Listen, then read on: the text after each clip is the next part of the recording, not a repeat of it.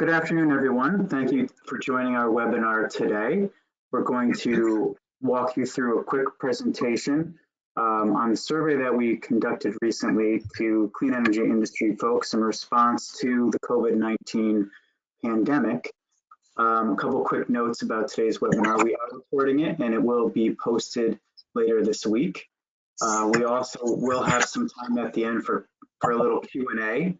So as we go through, please feel free to chat your questions to us in the box and we will handle them at the end of the presentation. With that, I'm going to turn it over to Eric Brown, Chair of the Joint Committee. Good morning, everyone.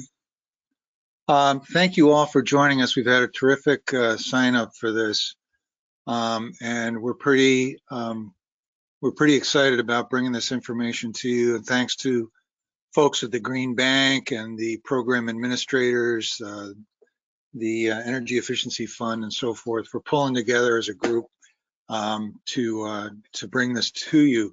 So you know, it's come through loud and clear, both from the survey that was done and meetings and many conversations that we've had, that people are really hurting. They're hurting in a lot of sectors, but certainly the clean energy sector is one that is particularly feeling a lot of pain. So the goal of the survey was to get a better handle on that, some of the specifics, and to develop recommendations to help ensure that this sector of our economy you know, stays and recovers well as we get through this COVID crisis.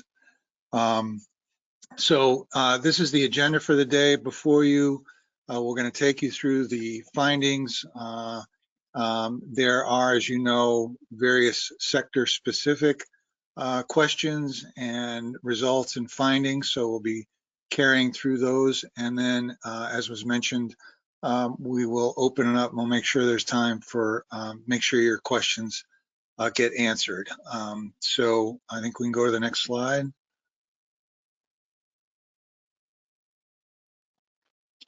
Great. So for those of you who don't know, there is a joint committee that is statutorily mandated, which is comprised of board members of both the Energy Efficiency Board and the Green Bank Board of Directors. And you see the statutory citation there and what our statutory responsibilities are. One of the first things we did as a group was to develop a principle statement, which I think is worth reading, that we have a shared goal. That was really important. What do we have in common? And it's our shared goal to implement policies throughout all sectors for continuous innovation as a goal, greater leveraging of ratepayer funds as a goal, and ensuring a uniformly positive customer experience. So that's sort of the banner that has guided our work for the last few years. And I think in this time of crisis, it was important for the Joint Committee to do whatever we could to assist this segment of our economy. So that's what's behind this. And I think the next slide, I think, is kicking into the substance, but if we could just go to the next slide. Oh yeah, just as I mentioned, we've got representatives from the Efficiency Board, deep representatives in the Green Bank Board, and we're also fortunate to have great staff, both from the utilities in the form of Steve Bruno and Jane Lano, and then of course Brian and Craig, who are essential to this. So they really keep this thing moving, but just wanted to make sure you were aware of who the representatives are and sort of how this organization is put together. Next slide. Okay, so this gives you the presenters for the day. I believe they're in the order that we're going to go in. So Liz Murphy with Avangrid and Mike Lee, most of you know, with Deep.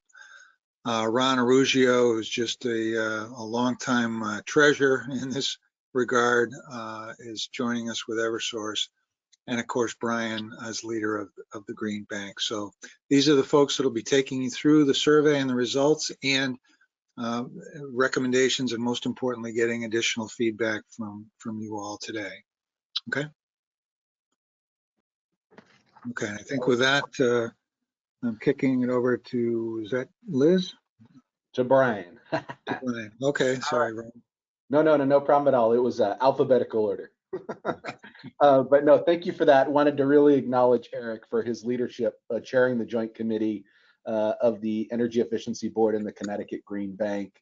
I also want to acknowledge Rudy Sturck, who's behind all the logistics here, and Barbara Waters on the Green Bank team for really helping us pull all the pieces of this survey together. So let me just start off with providing an overview of the purpose of the survey. We put this together with a number of other organizations, DEEP, the utilities, the governor's office, Advance Connecticut, used to be the old ZREC, now supporting our efforts as well. They've been doing a lot of surveying around Connecticut, understanding how small business is being impacted by COVID-19. Been a really great resource. The purpose of the survey, as Eric was alluding to, is to assess the impacts of COVID-19 and its impacts on the clean energy industry. And from that and along the way is to increase our understanding of how the recovery and revitalization and stabilization of the industry can be expedited once COVID-19 subsides. I want to thank all of you who took a look at the survey, who filled out the survey. Now we're going to begin to share with you the responses from the survey. Let's go to the next slide, Rudy. So we administered the survey from April 14th through the 24th. We distributed it through our various relationship channels. We got over 150 responses, 120 from unique companies, which is great. Over 60% of the responses from the small businesses were from owners or executives of the companies, and over 25% from managers. So we really got a high response rate from those on the front lines who are making decisions with regards to how their companies are managing through these times. Also, nearly 50% of the respondents represent businesses with less than 10 employees. So these you really are small businesses, and over 90% of you have less than 50 employees. So this is really a small business clean energy survey, and all of you who responded, again, thank you for your responses. It was a rather extensive survey. We had 33 questions. We had a good response rate. Was surprised to see that it took 10 minutes. So there was a lot of quantitative responses in there, but there were also a lot of open-ended qualitative things that you all provided and let us know how things were going subjectively with regards to your business, and we'll share some of that as we go through each sector. One of the unique things that we also did here, because AdvanceCT was part of helping us develop the survey, was they do this type of survey almost every week. It's really informing, the Reopen Connecticut message. So they do this type of stuff every week. We had a number of questions that overlapped. So their survey that they ran about the same time as this one had about 1,800 responses. 86 of those responses were from the construction sector, which is really where the clean energy industry for the most part resides. There are a number of you who are professional and finance firms, but for the most part, all of you who are doing the essential work of installing these projects come from the construction sector. So we had a good response rate. They had a decent response rate. You'll see in some of our comparisons how our clean energy industry looks in comparison to the overall state response. Next slide, Rudy. This is just a listing of all of you who responded in alphabetical order. We'll make sure that we make these slides available to you after the presentation. Let's go to the next slide. So one of the things we tried to do was to understand who you were and kind of what program areas and market segments you serve. So we got a really high response rate there from traditional HVAC contractors, which is great. You also see other segments there, the residential solar market, commercial solar market, home energy solutions, and the like. So overall, we had a really good response rate, over 120 distinct and unique companies. I think when you look at those numbers there, the first number on the traditional HVAC, for example, the 48 is the number of respondents, 43 being the number of unique respondents, the unique companies. So some of them had duplicates. Let's go to the next slide. So yes, in general, so again, just to reaffirm, you are all small businesses. You can see there the over 90% of you have less than 50 employees that you've employed. So this fundamentally clean energy industry in Connecticut is a small business industry. Let's go to the next slide.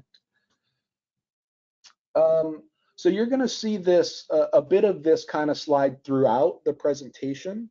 So what you're seeing here in the black bars is the comparison to the state survey. So the Advanced Connecticut survey that I alluded to before, and the green bar there is the Clean Energy Contractor survey that we ran.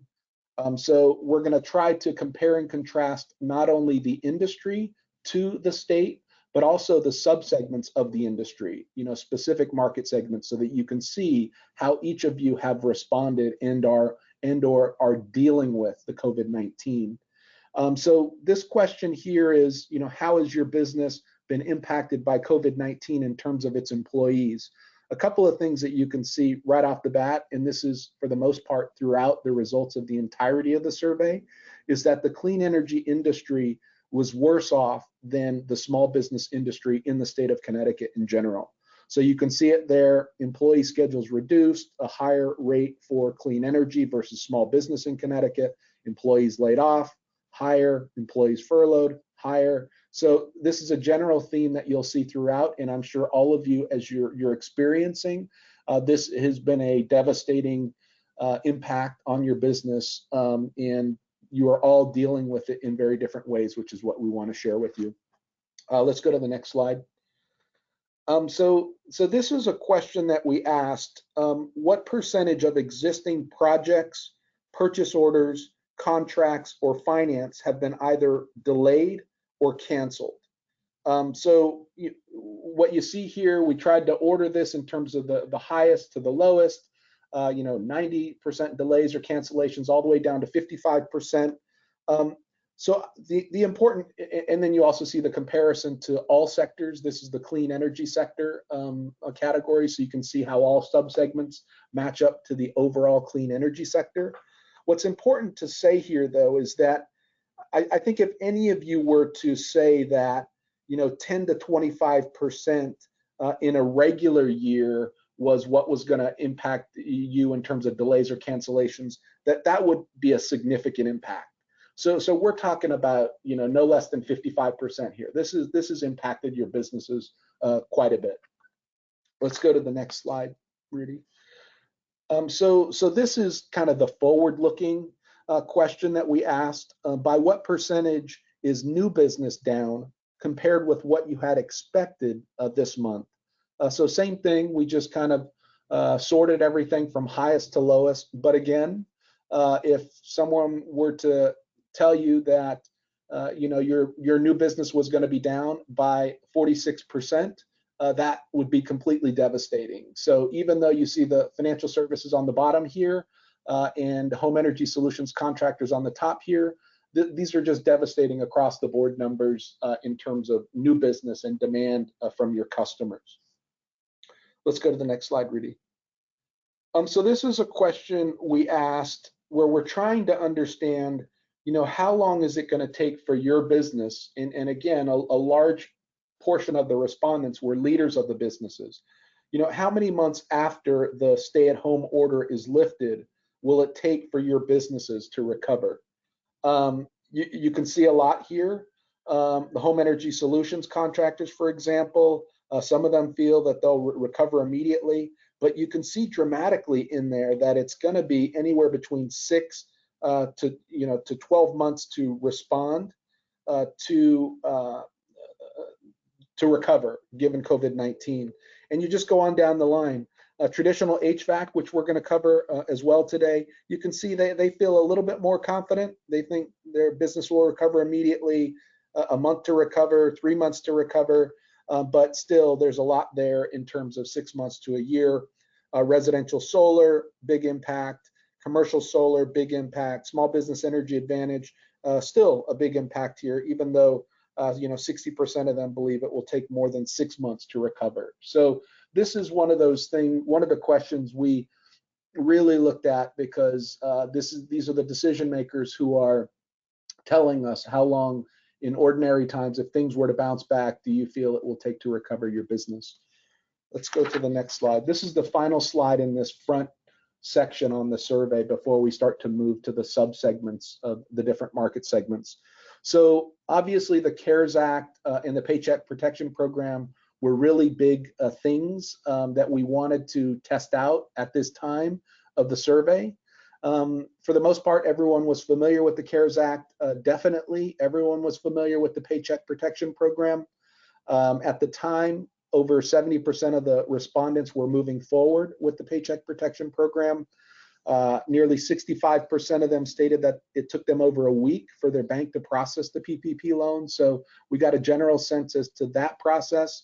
Respondents rated that process a 5 out of 10 stars. It's not, we all saw it, you all saw it, everyone racing to try to get the PPP loan through your local financial institution. 71% of the respondents had heard back about the PPP application, and only 25% of them had successfully received their PPP loan at the time of their response to this survey. We suspect that more of you were able to access the PPP, but we want to hear from those who were unable to receive it. In terms of the state of Connecticut, so where are we overall in terms of the PPP? So as of May 23rd, over 55,000 small businesses in Connecticut received over $6.6 billion of PPP assistance, an average loan size of about $120,000. As of May 21st, the PPP overall, there was PPP 1 and there was PPP 2, has done 4.4 million loans totaling over $510 billion, which means to those of you who have yet to consider the PPP and still believe it is an option for you, there are still funds available. So reach out to us, contact your local community bank or credit union, go to the Smarty loan. We sent out a number of communications on local financial institutions who were supporting the PPP loan application process. And some of you are hearing in the news that Congress is debating whether or not to extend the timeline to spend the money on payroll. You all know, for those of you who have taken it, that you had 8 weeks to spend the loan on your payroll. So for those of you who received the loan immediately when the PPP opened up, that would mean that tomorrow would have been your last day to spend your PPP loan on payroll. But Congress is talking about extending that to 10 to 16 weeks. So there's broad bipartisan support, but they still have to go about passing that law. So now what we're going to do is we're going to begin to go from macro of the state and the clean energy industry into subsegments of the market that the utilities, Eversource and Avangrid, Deep and the Green Bank have been focusing so much effort on in terms of working with you all on clean energy deployment. So let's start off with the traditional HVAC contractors. Great, next slide, Ruby. So the traditional HVAC contractors, so there are many of you out there who are on today and who responded to the survey. A number of you, for example, use the Smarty loan for your customers. So you're out there deploying more efficient technologies, clean energy technologies to help those homeowners reduce the burden of energy costs. As you can see, over 75% of your businesses are less than 50 employees. So you are small businesses. When asked, how detrimental on a scale of 1 to 10 has COVID-19 been to your business, you're 8 out of 10, which is kind of in the low. Relatively, it's all high, but this is kind of low in terms of some of the respondents. You can see in terms of the recovery timeline for you as businesses, Some of you are more optimistic about recovering sooner than 6 months, but what we tend to see is 6 to 12 months of recovery timeline across all the sectors that we're going to talk about. And then 36% of your work can be completed outside. So we're definitely taking a look at how we can get you to work outside as much as possible, and then what health and safety protocols we have to put in place so that you can work inside and continue to do more work. Let's go to the next slide, Rudy. Great. So here's one of those questions where you start to see us comparing across the line here. So the question is, how has your business been impacted by COVID-19 in terms of its employees?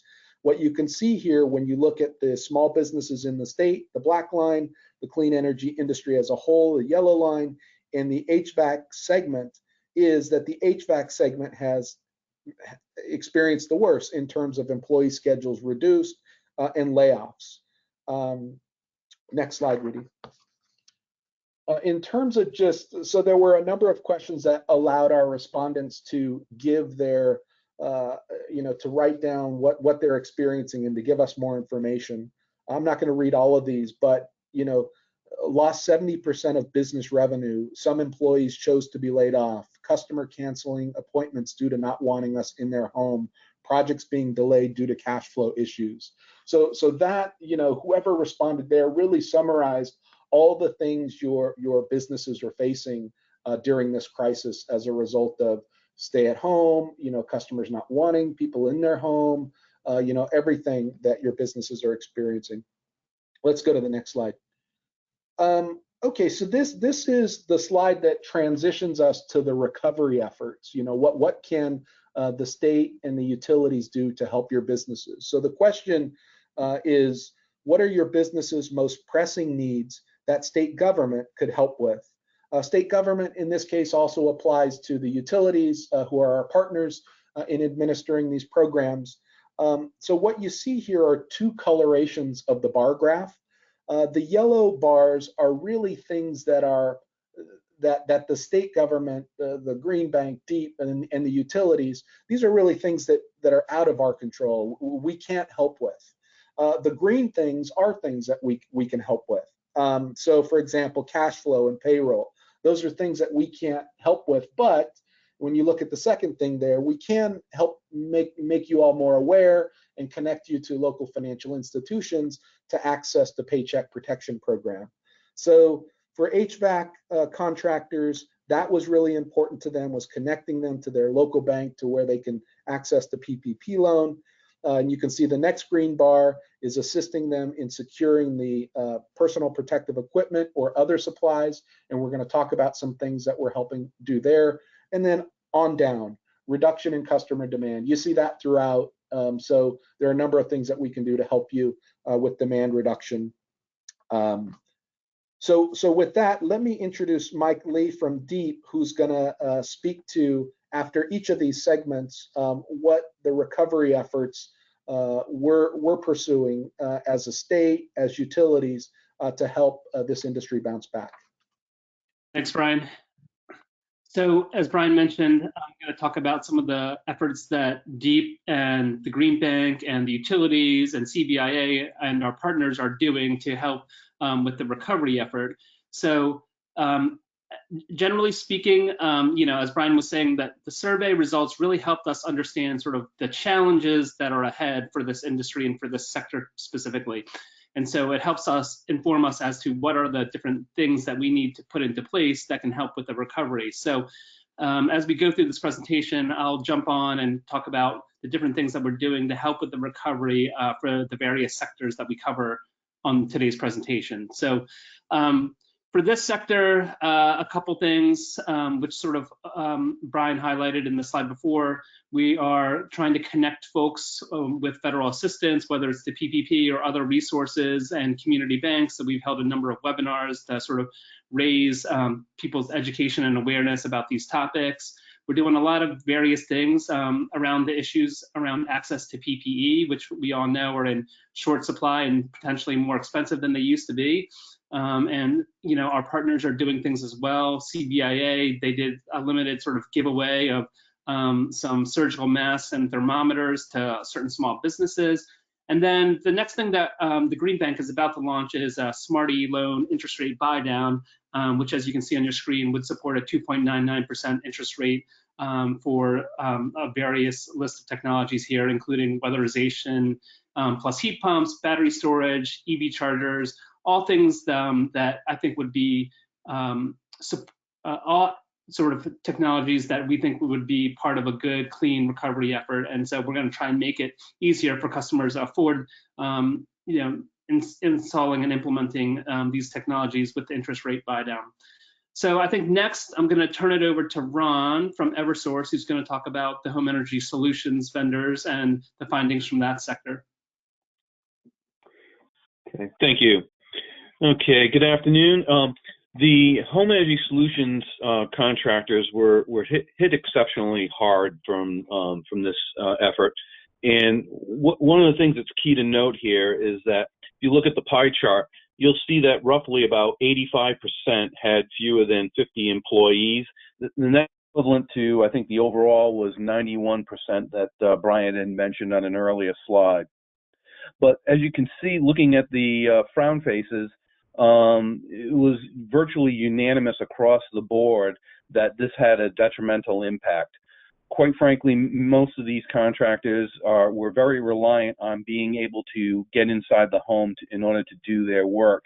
And the suspension of program services inside the home had a severe impact on their ability to carry out their various functions.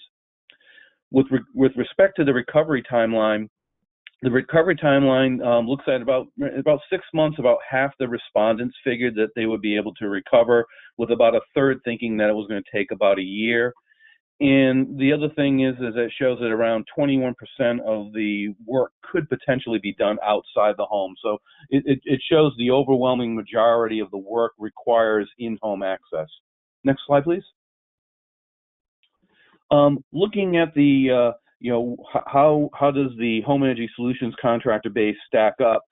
You can see the top black line with respect to furloughed workers at around 22%, and you can see where the home energy solutions vendors is virtually 100% for the furlough. So it just goes to indicate that with the suspension of the in-home services, the business just dried right up dramatically on this. Next slide, please. With respect to what the businesses who responded to the survey, giving you an indication of what they're how they're feeling about what's going on, you can clearly see by the statements that there is a lot of concern for the viability of their businesses going forward. Looking at things such as loans and payments that need to be made, and now there's no revenue stream for that.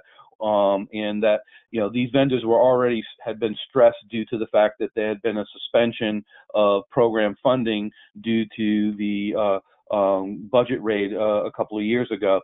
So they're still just coming out of that, and now they're faced with this, and so you can see the concern from these statements. Next slide.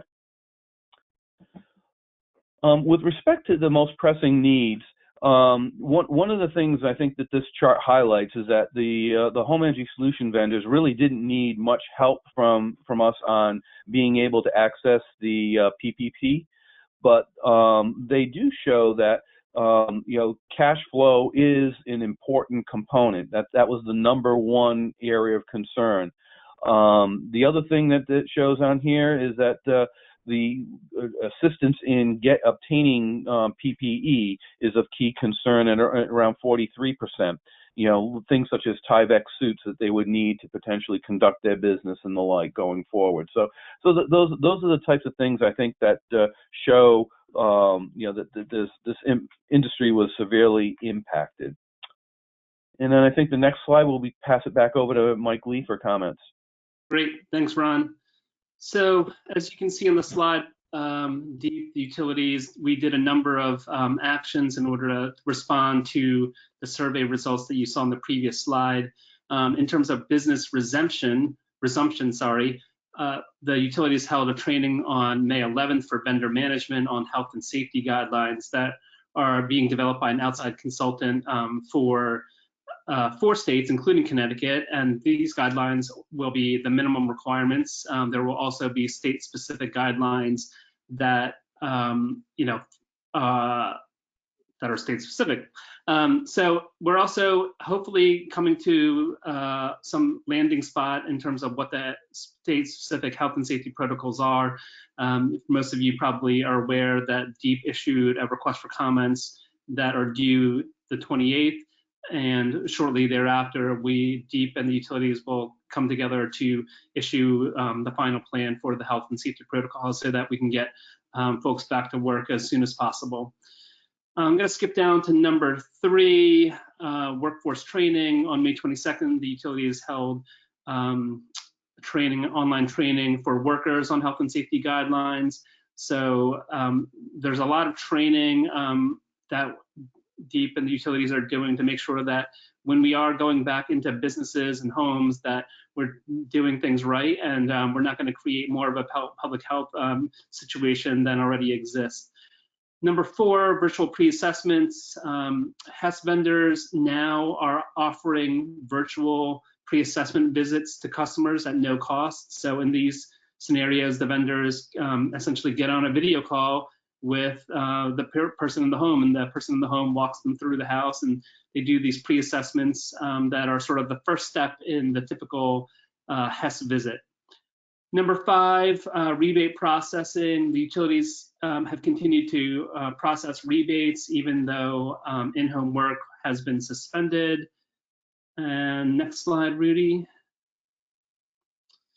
In terms of recovery, DEEP and the utilities are going to do a number of items to help sort of stimulate demand so that we can get the vendors back into people's homes and create sort of demand for the services where people might be a little bit wary about having people in their homes, in the midst of a public health pandemic.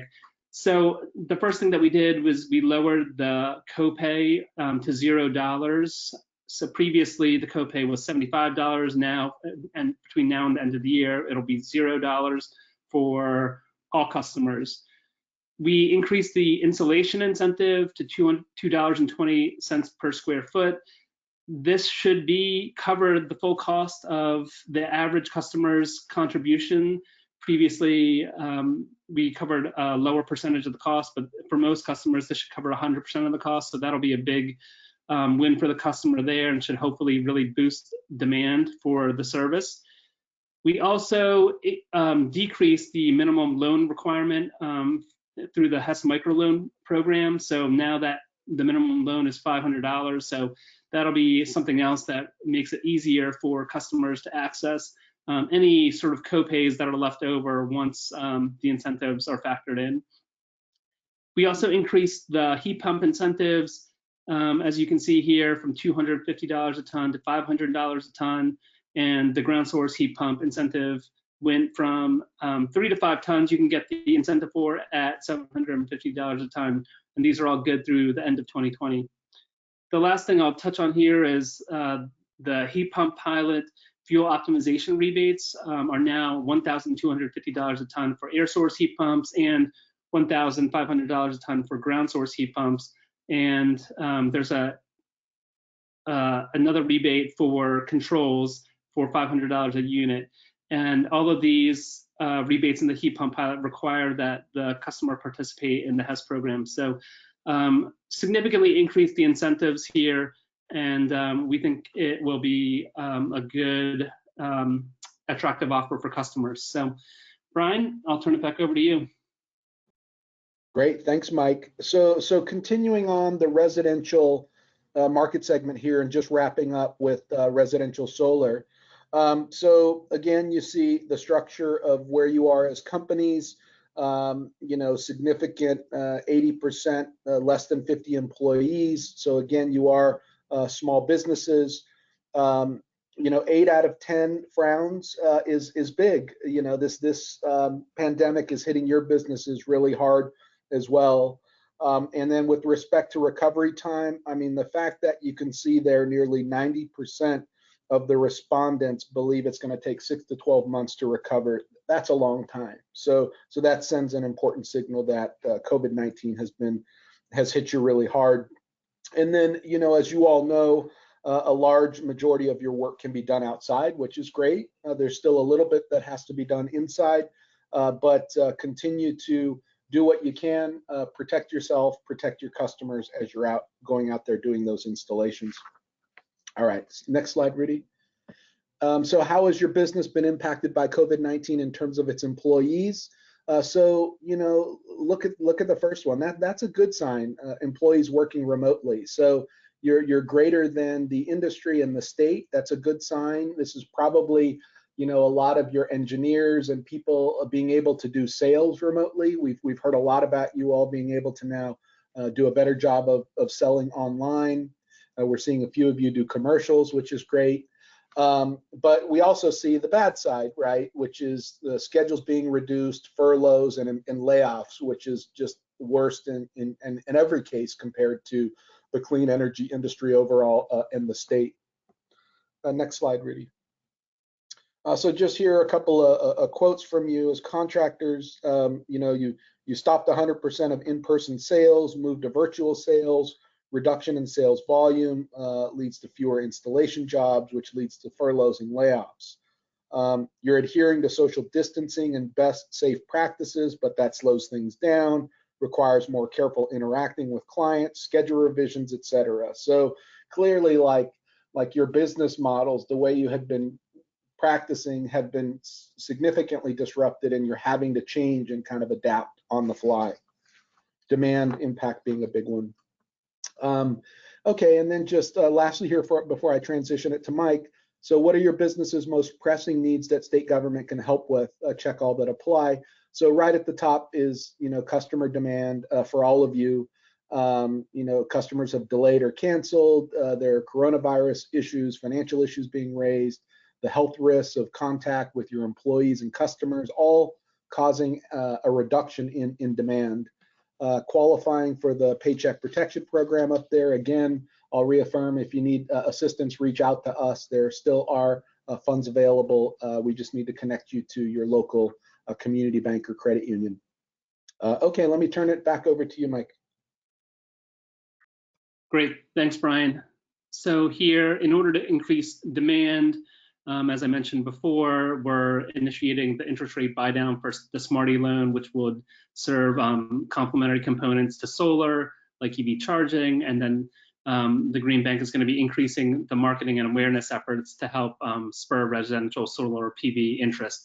And then also, as previously mentioned, we've been providing assistance to connect the RSIP contractors with state and federal assistance, including for things like the PPP and for PPE.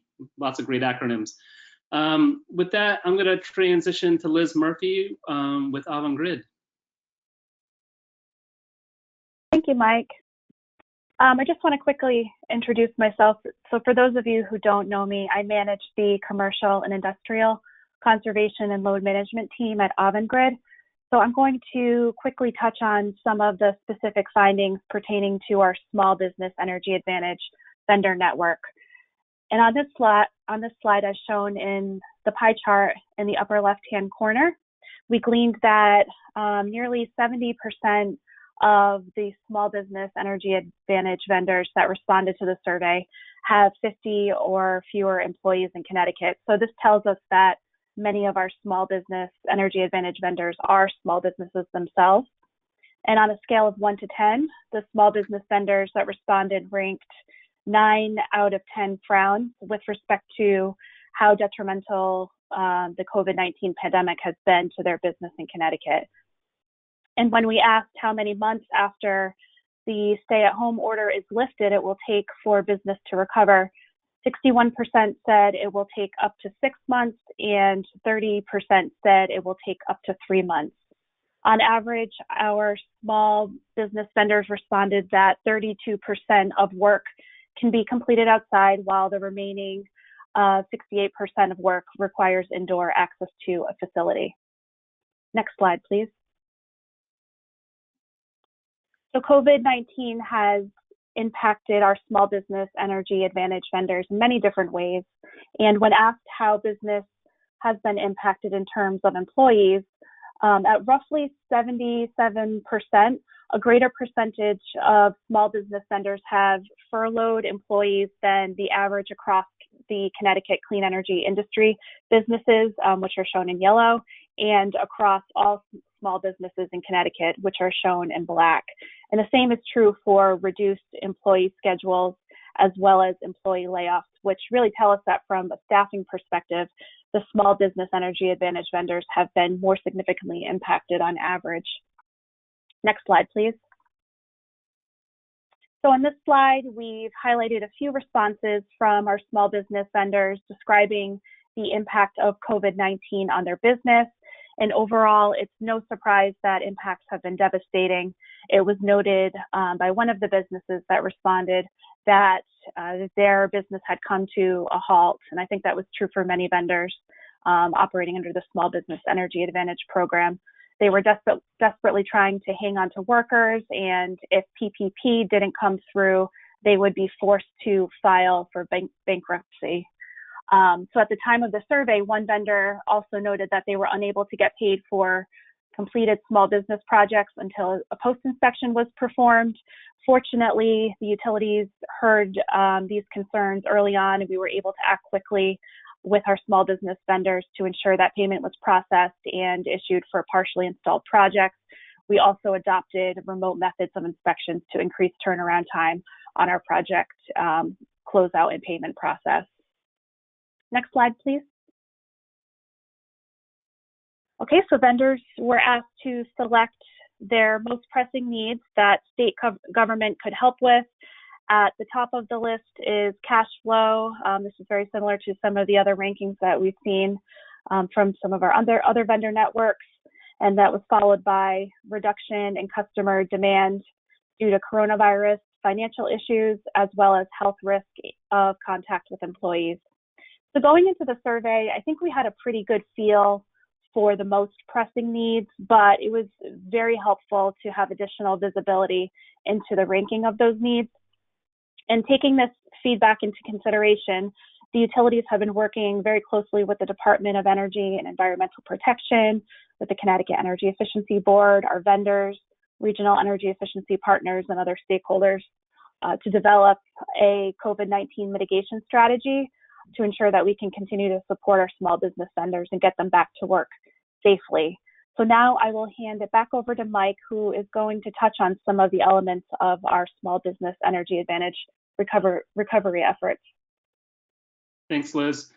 So I just want to say that we appreciate all the comments that we've gotten through the process from the various vendors. It really has helped us hone in on the areas that we need to focus on to address for you all, including things like cash flow and certain other activities. So Liz mentioned some of the different activities and changes that the utilities made to sort of address the concerns and issues and the challenges that were being presented by COVID. I'm going to touch on a few more that sort of touch on the changes that we're making and the changes that we're going to make to support the recovery. So number one, a lot of when the pandemic first sort of started to really impact Connecticut, we put a hold on everything just to make sure that we were sort of when we were going into businesses, we were going to do it in a safe manner. And so the utilities allowed the SBEA work to continue using a project waiver, so that has been put in place. There was a workforce training that was launched for staff, and then the utilities launched virtual pre-assessments for micro businesses, similarly to the virtual pre-assessments that were launched for residential customers. Next slide. A couple more things to help with demand and the recovery effort. SBEA loans, this deferral, you can now start deferral of payments to 6 months after the installation of the project. So that gives people a little bit more runway to help with cash flow, since they don't have to start paying back the loan for 6 months after the project first gets installed. Utilities are implementing progress payments for projects. So when a certain percentage of the work in a project has been done, the vendors can ask and invoice the utilities for progress payments, so they don't have to wait till the job is totally complete before they get payments. So that'll also improve cash flow. And then I'll get into this more in the next couple slides, but we're going to attempt to increase customer demand for efficiency by increasing the incentives. So next slide. So as you can see here, there are a bunch of changes to the incentives. I won't run through them all, but functionally for the incentives, we're increasing the per kilowatt incentive by 10 cents across the board, and then we're increasing the project cap by 10% across the board. So the new incentives are hopefully going to be a significant boost to increasing customer demand. Next slide. And this slide talks about the new incentives for lighting measures specifically. The last slide was for sort of comprehensive projects, and this slide is on lighting measures. So for lighting measures, we also increased the incentives by a similar amount. The amount ranges from 10 to 15 cents per kilowatt hour increase in the incentive, and the project caps were raised from 10 to 20%, depending on what tier of lighting measure you're doing. And so, you know, I think the one thing that I will also point out on this slide is that we did substantially increase the standard lighting incentive beyond the increases in incentives that we did for the other categories. And part of the thinking was that for some of the, you know, much smaller businesses, you know, standard lighting would be a more attractive type of project, and hopefully provides more bang for their buck and improves cash flow pretty quickly so that they can resume businesses. So I think that the next section is Brian's, and we're going to wrap up with one last section.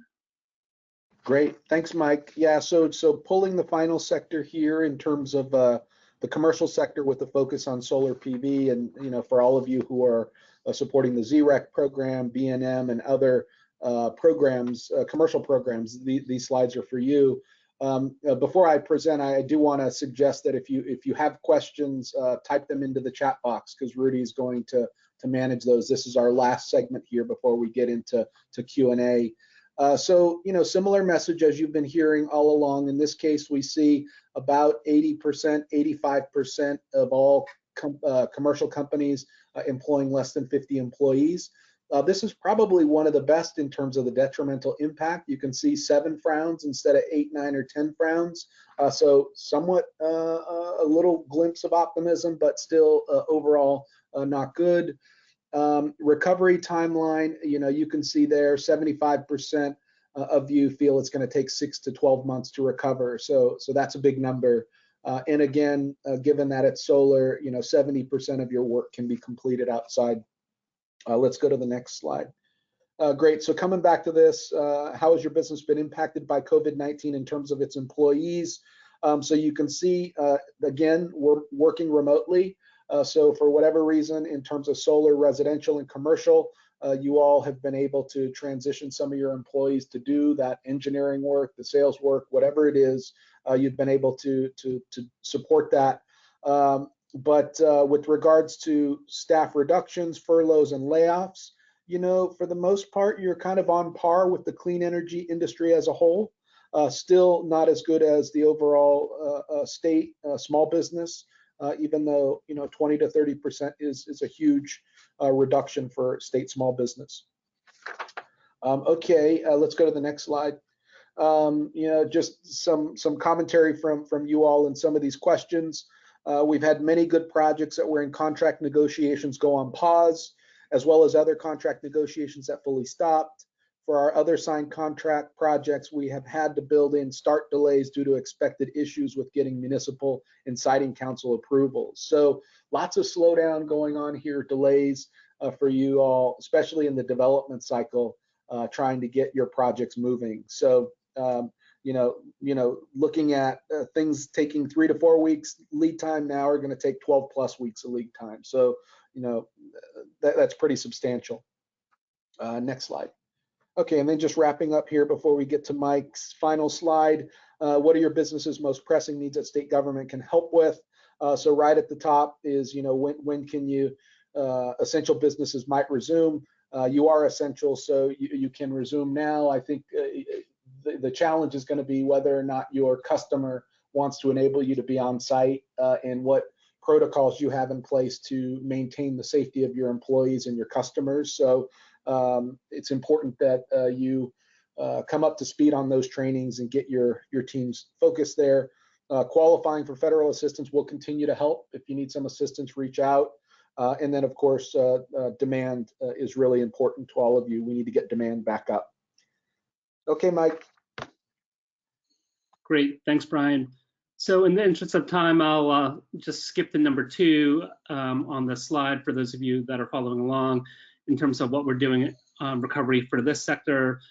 We've sought extensions through PURA on the ZREC, LREC, and SCEF timetables, and we're relaunching the Energy on the Line program for grants to manufacturers for financing CPACE projects. So a couple exciting things.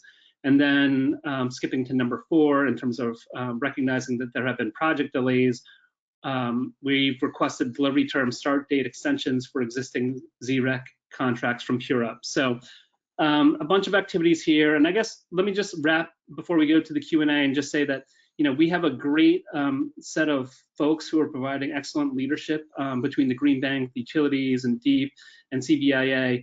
And we fully recognize the clean energy workforce is really key to meeting a lot of our state goals, whether it's workforce development goals, economic development goals, and our climate goals. So we're doing everything we can, and I can assure you that you know, we're very focused on doing what we can in order to sort of help the workforce recover. So with that, let's go to questions. Great, thank you all for that. We'll start with a question that came in towards the beginning, sort of a general inquiry of how many clean energy industry companies do business in Connecticut? Oh, great question. And darn it, this is Brian Garcia from the Green Bank. I should have that off the top of my head, because as a joint committee, we are working on a job study. I will come back to that as I look through my paperwork here, but I do know that we have 44,000 employees in the state that serve the clean energy industry, a greater majority of them being in the energy efficiency sector. But let me come back to the number of actual businesses with the later question. All right. This is a question about insulation. Has a determination been made as to whether or not insulation rebate will be grandfathered to 2019 HES participants? Mike, this is Ron. Do you want me to take that? Go for it. Yeah. The insulation rebate would be available to anyone who installs insulation from the date that DEEP made the decision up until the end of the year. So if they install insulation between essentially now and the end of the year, they will be eligible for that insulation, regardless of what when they had the HES visit. So that could be a customer who was provided HES services last year or the year before, and they may have not followed up with insulation, but if they do so now, they will be eligible for the enhanced rebate incentive. Great, Ron, thanks. A question on the C&I side of the house. How and when will new increased incentives for C&I projects be explained? That's a great question. So the utilities are planning a statewide, we're calling it a re-rollout. So it'll be very similar to the 2020 business partner rollout that we held in February of this year, but it will be designed to introduce the enhanced incentive structure to all of our C&I vendors across the state. So we should be holding that over the next 2 weeks. A date will be announced very shortly. In the meantime, our program managers for the Small Business Energy Advantage program are working to pull together a meeting just with our small business contractors to review the new incentive structure and financing options. So please stay tuned for more information on that as well. Great, Liz, thanks. We're going to jump back to Brian on that question about the number of clean energy businesses in the state and follow up with him on an RSIP related one. So. Great. So I was able to find, we have a little more than 4,300 clean energy establishments or businesses in Connecticut. So I guess rule of thumb, 44,000 employees, 10% of those are businesses. So on average, 10 people working per company.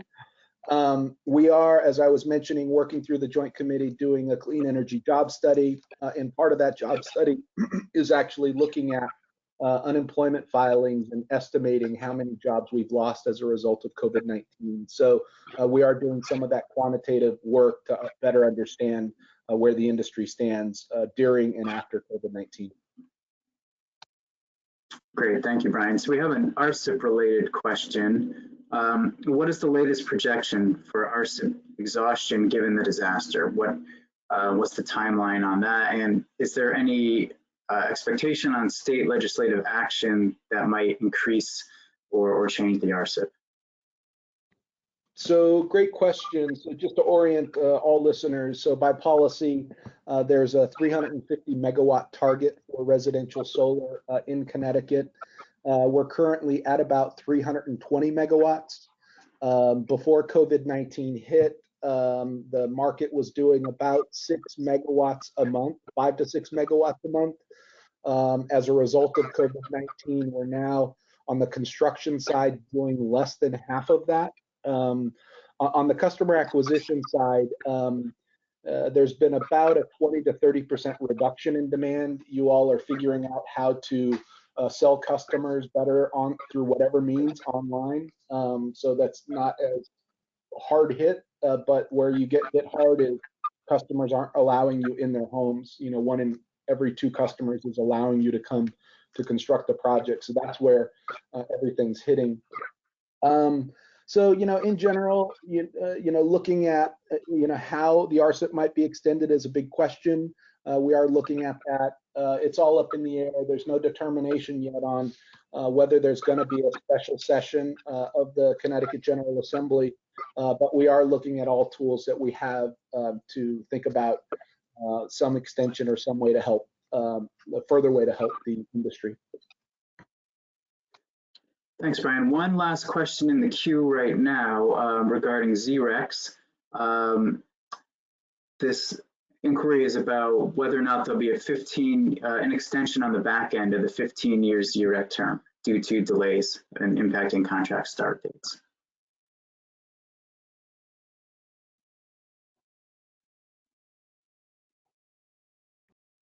So a great question. Let me attempt. This is Brian. Let me attempt to answer this.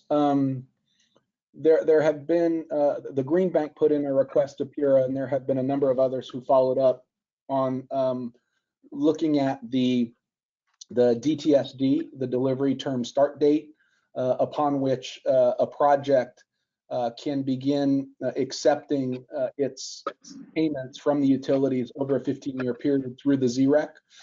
We've asked for an extension of that DTSD. Thus far, what we're looking at is an extension of the termination date. PURA has supported that, but is also looking now into whether or not an extension of the DTSD is needed. So we'll follow up with more on that, maybe with more detail in the follow-up email on this webinar with regards to the docket. But if that is adversely hitting you, as I said before, you're seeing some of the timelines move from 3 to 4 weeks in terms of leads to, beyond 12 weeks. So, 2 to 3 months more. So we'll make you more aware of the docket where this dialogue is happening to see if you can engage and learn more about how those end dates are adversely impacting you. Great, Brian, thanks. We had 2 last questions pop in. I think we'll get these 2 and probably wrap up there. One is on, will testing for COVID-19 by vendors, by contractors, be incentivized to help reassure customers?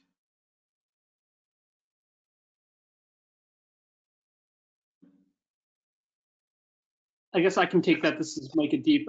It's not envisioned at the moment, but certainly something that we can consider.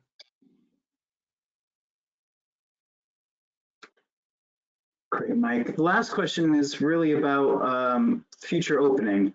With increased openings planned for June 20th, July 20th, What do you think the timeline is for resumption of in-home services? Will it align with one of those dates or be somewhere in the middle? Yeah, I think our expectation at this point is that it would happen at some point in June. So we're still all working through the health and safety protocols, and as soon as we nail those down and we sort of get the training and orientation to the protocols out, and we feel comfortable that all the vendors understand and can comply with the protocols, in-home services will resume. And maybe I'll just see if Ron wants to add anything to that. Yeah, this is Ron. The only thing I would add is that we are envisioning commencing training on guidelines starting as early as June 11th with respect to providing, in on-premise or in-home type service.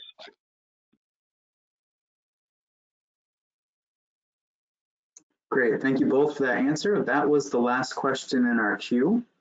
So I think with that, we will thank everyone who attended today and thank all of our panelists. It was a great session. If you have other questions that weren't answered, feel free to reach out to any of us, and we'll be posting the slides and webinar later today or tomorrow. Thank you all to the panelists. Thanks, everybody. Thank you. Thanks all. Thanks very much, everybody.